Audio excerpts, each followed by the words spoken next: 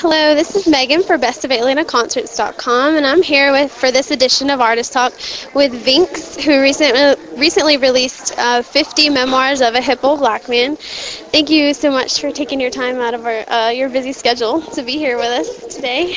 It's my pleasure, Megan. So it seems like you've literally done it all. You've been a track star and a near Olympian, an artist, a professor, a cultural attaché for the government, a musician, of course, a producer, owner of a recording studio. You've worked with countless artists and toured the world. How have all these things helped you to become who you are now? When you get old, things start adding up, And I hadn't really thought about it that I've done all these things, but it's true. It's helped me a lot because as an artist, you can't sing a life unless you live in it. So all my experiences go into my music. Everything, every bad relationship, every good one, every mistake, every right turn that I've ever made. It's all in the music. So for me, it's just fuel. Your life fuel is for your genius. music. Yeah, exactly. Great.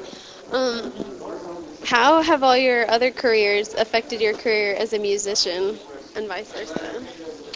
Well, music and sports, because as an athlete, it was very similar. Really? Yeah, as an athlete, as a champion, I had to go inside of myself and stir around whatever experiences that I had to try to find some motivation, and I would just release it as a physical act. Enough of whatever made me motivated. As an artist, the process of going inside and thinking about all my stuff is the same. So I was so used to that as an athlete. It's easy now to go and think back about my first kiss and the different sides of that, or spite or anger or happiness. And then this time I just have to describe it instead of releasing it as a physical act. And believe it or not, track and field was a lot easier because, all you have to do is be strong and be first and fast and strong, And if the numbers are right, then you win. And music is not quite so simple. I could sing great, and it's up to some drunk guy in the back at a pool table to decide whether I'm worthy or not, So it's not quite so clear. But it's a good thing. Well, how would you describe your music and yourself as a musician?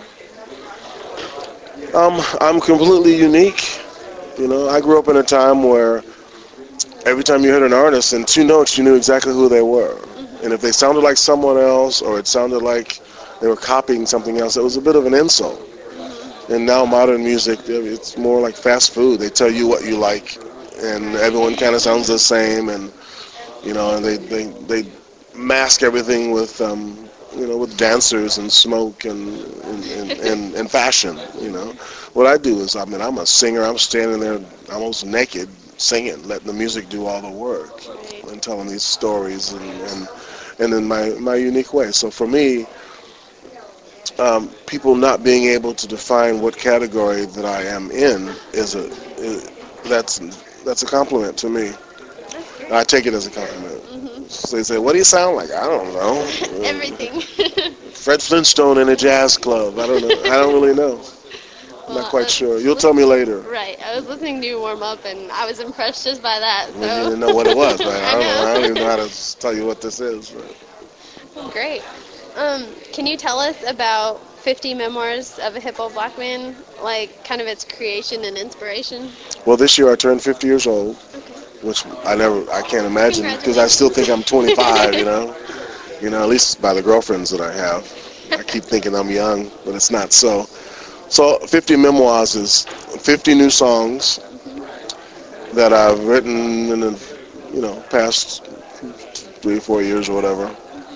And I wanted to release them as a box set, but it's just too many. It's too much music. You can't get through it all. It's too hard. People's attention span. So I broke them up into 4 different volumes. This is volume 1. There's to equal 50 songs. Kind of a celebration of my 50 years. And so 50 Memoirs is 50 songs. Slices of my adventures throughout, the world. I like that.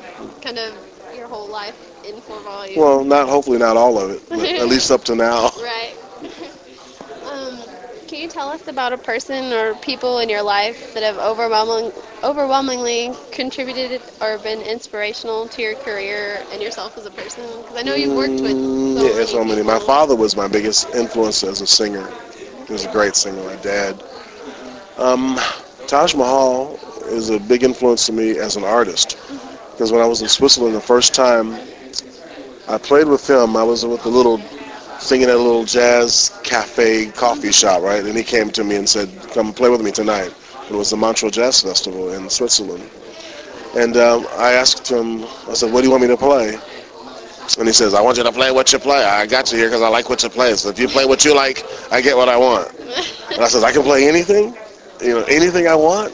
And he says, "As long as it doesn't suck, you can play it." Wow. So that, for the first time, allowed me to be an artist and trust that my instinct was right and whatever I wanted was the right thing to do. He was a big influence. Stevie Wonder, of course, playing with him and working with him was amazing. That was a great experience. Touring with Sting was great because I got to see the world and got to be exposed to a lot of places where now I get to go back to in different parts of the world. So that was great. And writing songs with Sting, that was a good thing as well. Brenda Russell's influenced me a lot as a songwriter. I mean, I work with so many different people, Yeah. It's hard to pick anyone out. For different reasons, they're all in there, and they're all influences, so it's great. All right. Well, it looks like we're starting Tell to me. get started. So, I'll wrap it up here. But thank you for being here with me today. We're at the Apache Cafe for the CD release of 50 Memoirs of a Hippo Black Man. This has been Megan for BestOfAtlantaConcerts.com here with Vinx. Just remember to become a member at Friends of Local Atlanta Music. Thanks.